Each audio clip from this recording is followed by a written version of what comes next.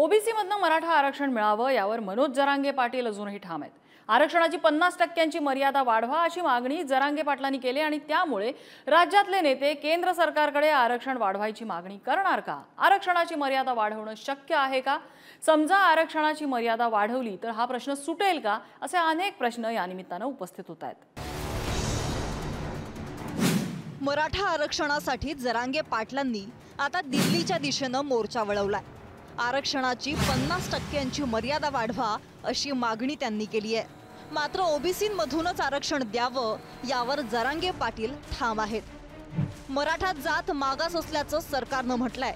10% आरक्षण ओबीसीत घ्या, ईसीबीसीच्या सवलती द्या, आरक्षणाची 50% मर्यादा वाढवा असं जरांगे पाटलांचं म्हणणं आहे। मी मराठा समाजाच्या बाजूने बोलतोय, मराठ्यांचे लेकरं मोठे झाले पाहिजेत असं बोलतोय। मग जे मराठ्यांचे आमदार आणि मंत्री मराठ्यांनी मोठे केले ते त्यांच्या नेत्याला बोललो त्या दिवशी, म्हणून त्यांना लय झोंबलंय।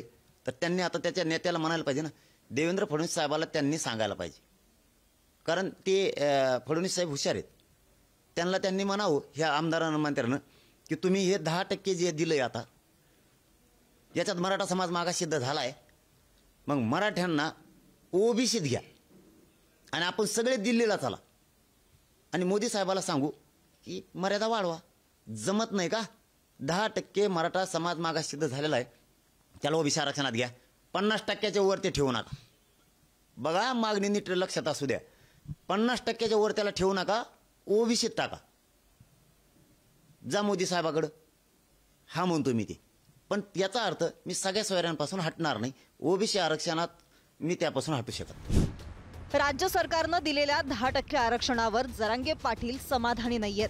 हे स्वतंत्र आरक्षण कोर्टात टिकेल का याबाबतच्या शंका उपस्थित होत आहेत, कारण 10% आरक्षणामुळे 50% मर्यादा ओलांडली गेली आहे। मूळ आरक्षण हे 52% आहे, तर त्यामध्ये ईडब्ल्यूएसचं 10% आरक्षण मिळवल्यास आणि मराठा आरक्षण 10% मिळवल्यास एकूण 72% आरक्षण होतं।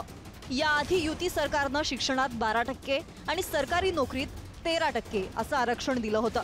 मात्र 50% मर्यादा ओलांडली गेल्यानं युती सरकारनं दिलेलं आरक्षण सुप्रीम कोर्टात फेटाळलं गेलं। इंदिरा साहनी प्रकरणात 50% आरक्षण मर्यादा आखली आहे, ती ओलांडण्यास कोर्टानं नकार दिला होता। त्यामुळे हे इंदिरा साहनी खटल्याचं प्रकरण आहे तरी काय, ही 50% मर्यादा कुठून आली हे देखील आपण जाणून घेऊयात। व्हीपी सिंग सरकारकडून ओबीसींसाठी 27% आरक्षणाची घोषणा, नरसिंह रावांच्या सरकारकडून जनरल कॅटेगरीतल्या गरिबांसाठी 10% आरक्षण आणि एकूण आरक्षण 60%पर्यंत। वाढत असलेल्या आरक्षणाविरोधात 1992 मध्ये दिल्लीतल्या वकील इंदिरा साहनींची कोर्टात याचिका। 1992 साली इंदिरा साहनी खटल्यानुसार आरक्षणावर 50% मर्यादा, आरक्षणाचं एकूण प्रमाण 50%वर जाता कामा नये। अतिविशिष्ट परिस्थितींमध्येच ते 50%वर जाऊ शकतं। सामाजिक आणि शैक्षणिक आधारांवरच आरक्षण मिळू शकतं, केवळ गरीब आहे म्हणून आरक्षण मिळू शकत नाही। महाराष्ट्र सरकारने आरक्षण दिलंय असं बऱ्याच सरकारांनी प्रयत्न केलाय। काही ठिकाणी स्थगिती आहे, काही ठिकाणी अजून मॅटर पेंडिंग आहे। तामिळनाडूने आधीच दिलं होतं 69%। त्यामुळे आता आपलं हे आरक्षण टिकेल का नाही तर आशावादी राहण्यास काहीच हरकत नाहीये, कारण पूर्तता सगळी महाराष्ट्र सरकारने केली आहे। आता कोर्ट त्याच्यावर काय निर्णय घेईल आणि सरकारला, मग सरकारी वकिलांना आणि सरकारला ते कसं टिकवता येईल ते बघावं लागेल। दरम्यान मराठा आरक्षणाचा प्रश्न मार्गी लावायचा असल्यास जरांगे पाटलांनी निवडणुकीच्या मैदानात उतरावं असं आवाहन प्रकाश आंबेडकरांकडून केलं जात आहे। तर आनंदराज आंबेडकरांनी देखील बंधू प्रकाश आंबेडकरांची श्री ओढली आहे। गॅलेक्सी हॉस्पिटलमध्ये जरांगे पाटलांची भेट घेत राजकारणात उतरण्याचा सल्ला दिलाय। जरांगे पाटील यांना निरोप पाठवलेला आहे की त्यांनी जालना लोकसभा मतदारसंघातून आपली उमेदवारी जाहीर करावी, ते निवडून येतील याची आम्हाला खात्री आहे आणि लोकसभेच्या निमित्ताने हा गरीब मराठ्यांचा प्रश्न त्यांना कायम ठेवता येतो आणि लोकसभेच्या माध्यमातूनच तो सोडवण्यात येईल, तो त्यांनी असारा करावा अशी आम्ही त्यांना असारं सांगणार आहोत। तुम्ही जालन्यामध्ये उभं राहून सर्वांचा पाठिंबा असेल तुम्हाला, आंबेडकरी समाज तर तुमच्याकडे 100% तुमच्याबरोबर असेल, त्यामध्ये काही प्रश्न नाही। आणि आता बाहेरून आवाज उठवण्यापेक्षा संसदेत जाऊनच आवाज उठवा ना. कायदा तिथे होतो तिथे तुम्ही राहायला पाहिजे.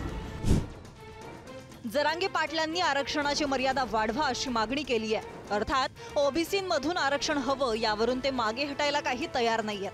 त्यामुळे राज्यातील नेते केंद्र सरकारकडे आरक्षण वाढवण्याची मागणी करणार का?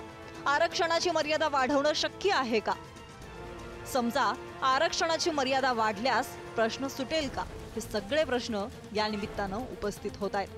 सचिन जिरेसह शिवाजी काळे, पुढारी न्यूज.